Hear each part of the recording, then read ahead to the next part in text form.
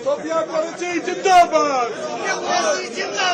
भाजपा मुर्दाबाद, मुर्दाबाद। सीधे स्पष्ट करे बीजेपी, ये इनका अधिकृत बयान है या इनके खिलाफ कार्रवाई करके इनके खिलाफ देशद्रोही की कार्रवाई होगी। अगर 24 घंटे में इनको बर्खास्त नहीं किया तो कल पूरे प्रदेश के देशद्रोही के रूप में इस प्रदेश के मंत्री ने हमारी बहन का जो अपमान किया है, सेना का अपमान, महिला का अपमान, वो लगातार अपमान करने की जो आदत है, अब सीधे केस दर्ज कराने आए कि देशद्रोही का केस इनके ऊपर दर्ज हो। और ये ऐसे लोग जो देश का अपमान कर रहे हैं, देश की सेना का अपमान कर रहे हैं, इनके खिलाफ सख्त कार्रवाई हो। देश के अंदर जो दंगा भड़काने की, लोगों को जातियों में लड़ाने की एक कोशिश भारतीय जनता पार्टी की, इसके खिलाफ यहाँ पे एफआईआर कराने में आए।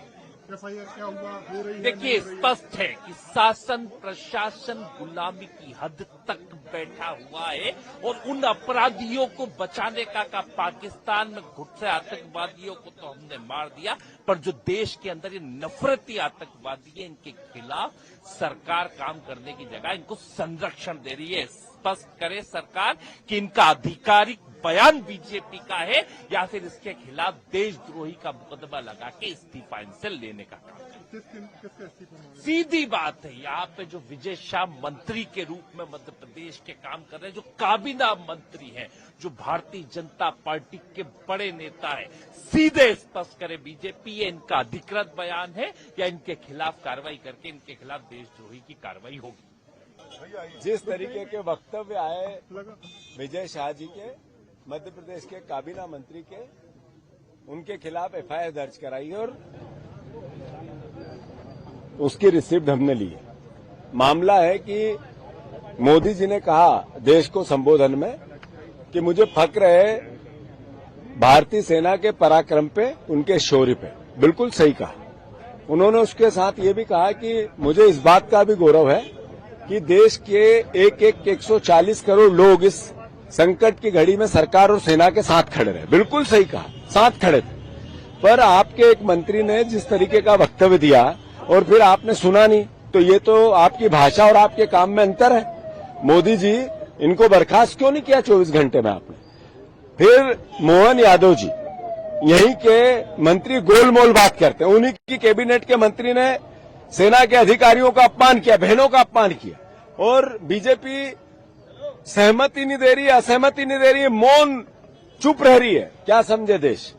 हमने फिर से, अगर 24 घंटे में इनको बर्खास्त नहीं किया तो कल पूरे प्रदेश के एक एक थाने में कांग्रेस के कार्यकर्ता जाकर सेना के सम्मान में, देश की एकता और अखंडता के लिए, भारतीय जो देश की एकता और अखंडता की भावना को और ताकत देने के लिए हम फिर एफआईआर राजद्रोह की विजय शाह के खिलाफ हर थाने में कराएं। बिल्कुल हुई है।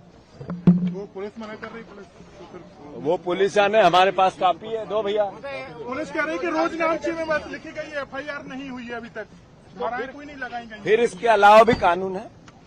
तरफ से किनके विरुद्ध दिया गया और क्या कुछ कार्रवाई की मांग की? क्या एफआईआर दर्ज हो गई है? क्या कुछ प्रारंभिक तौर पे आप लोग कार्रवाई? इसमें आज कांग्रेस का प्रतिनिधिमंडल आया था, उनके द्वारा लिखित आवेदन प्रस्तुत किया गया है माननीय मंत्री विजय शाह के संबंध में कि उनके विरुद्ध यहाँ पे शिकायत दर्ज कराई जा रही है और उसकी जांच की जाए। जो 173 में यहाँ जांच को पंजीबद्ध किया गया है, उनका लेखी आवेदन लिया गया है, कथन लिए गए हैं और आगे उसको, चूंकि घटनास्थल और इन सब के संबंध में अभी कुछ क्लेरिफाई नहीं है, इसलिए उसकी जो आवेदन दिया गया है कांग्रेस के प्रतिनिधिमंडल द्वारा, उसकी जांच की जा रही है। सर, अभी एफआईआर हुई है कि नए कानून के प्रावधान में जो एफआईआर होती है वो 173 में जो आवेदन होता है उसकी 14 दिन में सत्यता की पुष्टि करना होती है सभी प्रकार से, तो वो उसके तहत ये आवेदन लिया गया है जो 173 में लिया जाता है और उसकी अब जांच की जा रही है। आगे उसके बाद आगे कार्रवाई, आगे जो भी जिसमें जिस तरीके का पाया जाएगा, कथन वगैरह लिए गए, उस हिसाब से जो भी वैधानिक कार्रवाई की जाना है वो आगे की जाएगी जांच उपरांत।